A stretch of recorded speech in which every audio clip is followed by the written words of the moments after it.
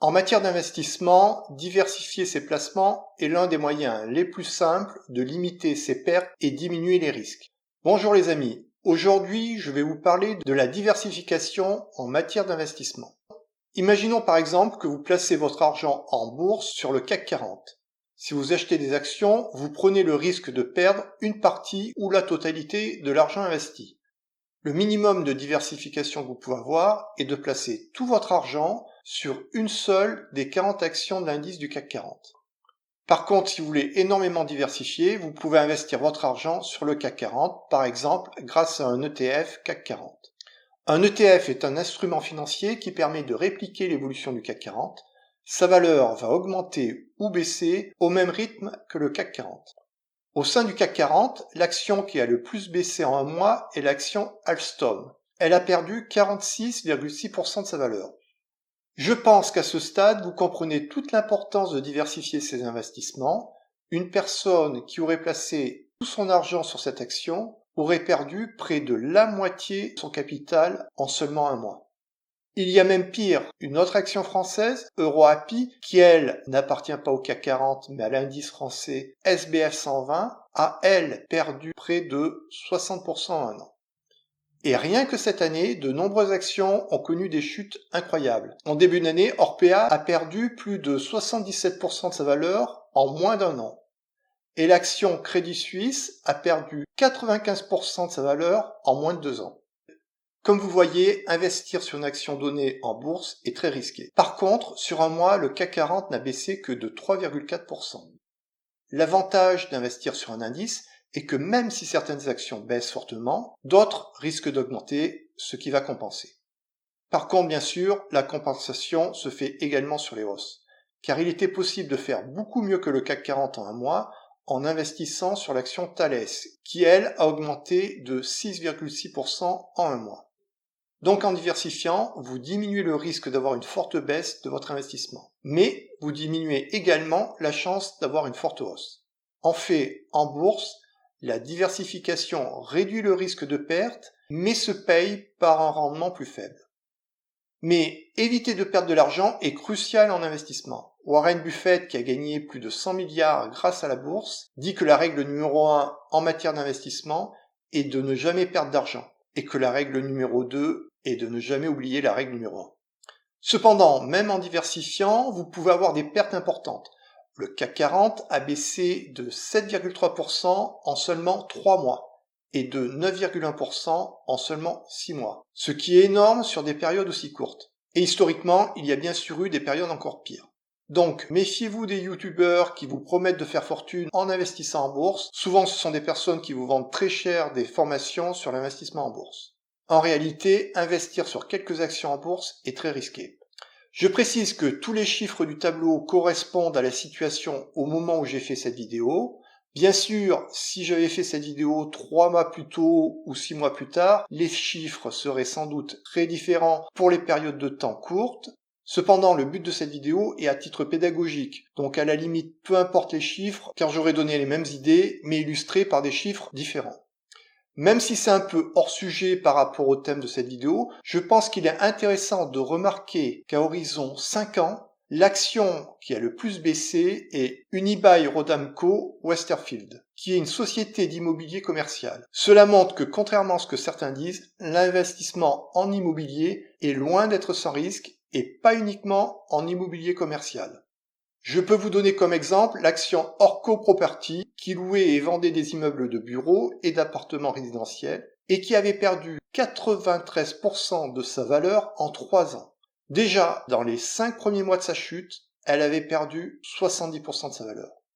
Si je donne cet exemple, c'est qu'à l'époque, Orco Property était présenté comme un placement de bon père de famille et certaines personnes qui pensaient faire un placement sans risque ont perdu énormément d'argent.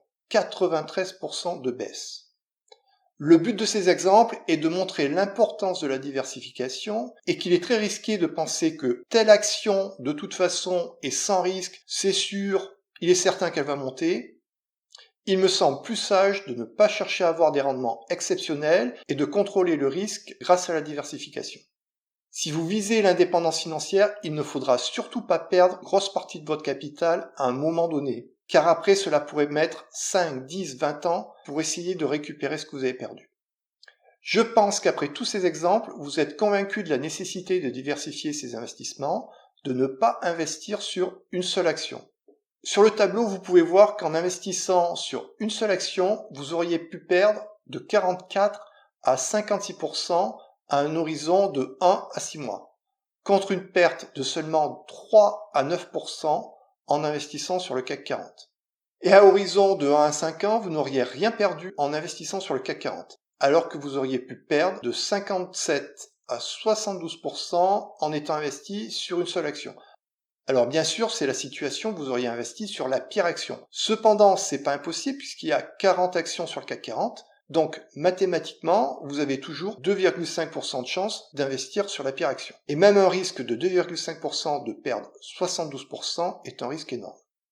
On va maintenant prendre l'exemple de deux portefeuilles avec respectivement 4 et 8 actions, avec la même somme investie sur chacune des actions. Le portefeuille avec 8 actions serait composé de l'action qui a le plus baissé dans la période, de la 5e plus mauvaise action, 9e plus mauvaise action, 13e plus mauvaise action, 17e, 21e, 25e et 29e plus mauvaise performance sur la période donnée. Et dans le portefeuille avec 4 actions, on ne garde que les 4 premières du portefeuille avec 8 actions, comme vous le voyez à l'écran.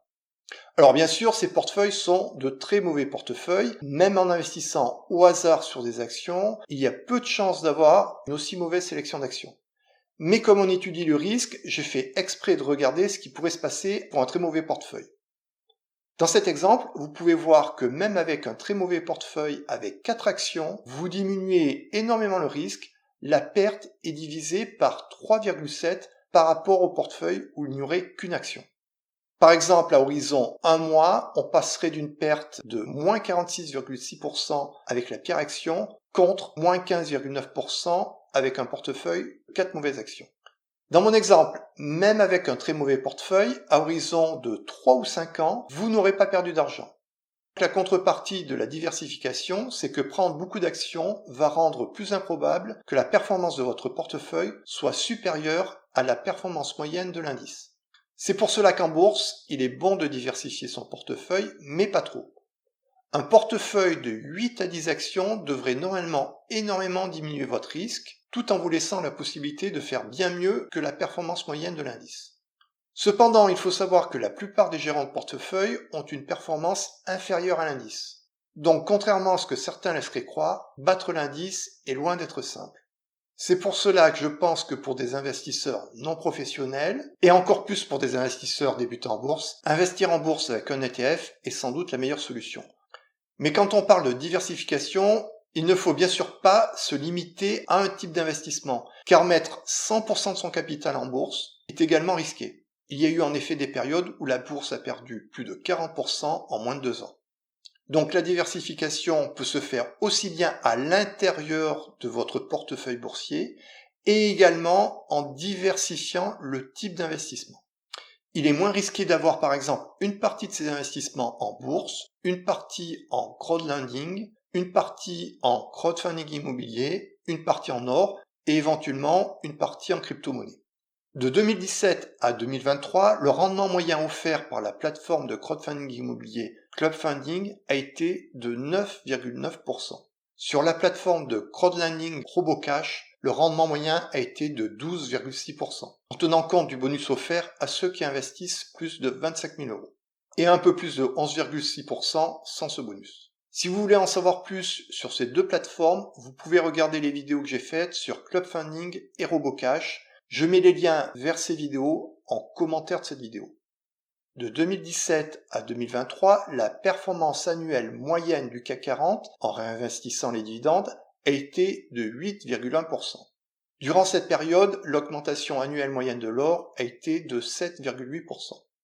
J'ai fait démarrer la période étudiée en 2017 car avant je n'avais pas les rendements offerts par RoboCash. Et pour 2023, j'ai pris les chiffres qui s'arrêtaient début novembre. Donc il manque les 2 derniers mois de 2023, mais 2 mois sur une période de 7 ans ne devraient pas changer grand-chose. Au passage, il est intéressant de remarquer que sur cette période, les 2 meilleurs investissements ont été le crowdfunding immobilier et le crowdlending.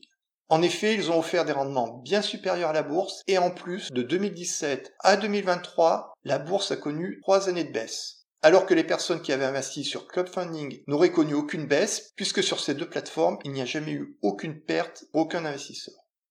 C'est pour cette raison que je pense que le crowdfunding immobilier et le crowdlending sont sous-estimés par beaucoup d'investisseurs. Dans mon exemple, si une personne avait investi un quart de son patrimoine sur chacun de ces 4 actifs, elle aurait eu un rendement annuel moyen de 9,7%, ce qui est très bon car c'est 20% de plus que le CAC 40 dividende réinvesti. Et surtout, avec un tel portefeuille, l'investisseur n'aurait connu aucune année de perte en 7 ans. La plus mauvaise année aurait été 2018 avec un gain de 4,3%, alors que cette année-là, le CAC 40 avait baissé de 9,8%. C'est tout l'intérêt de diversifier ses placements entre différents types d'investissements. S'il y a un problème avec l'un des investissements, les autres peuvent compenser. Et ce qui est très intéressant dans mon exemple, c'est que l'évolution du CAC 40, de l'or, du crowdfunding immobilier et du crowdlending sont totalement décorrélés. Je veux dire par là qu'ils ne varient pas forcément dans les mêmes sens.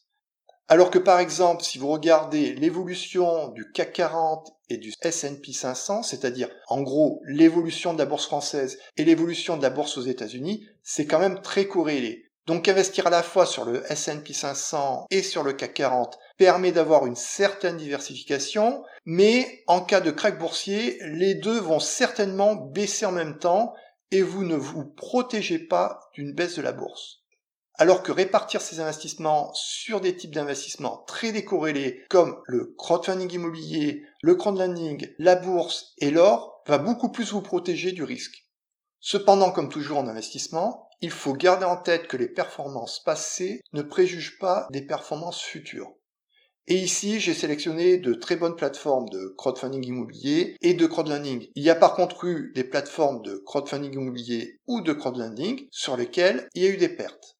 J'ai voulu présenter un portefeuille d'investissement simple, donc je n'ai mis que 4 actifs. Il serait très simple d'investir sur ces 4 actifs. Pour l'or, il n'est pas forcément nécessaire d'investir sur l'or physique. On peut acheter ce que l'on appelle de l'or papier, également avec un ETF, même si l'or papier est moins protecteur que l'or physique. Mais par contre, détenir de l'or physique chez soi me paraît peut-être un peu risqué.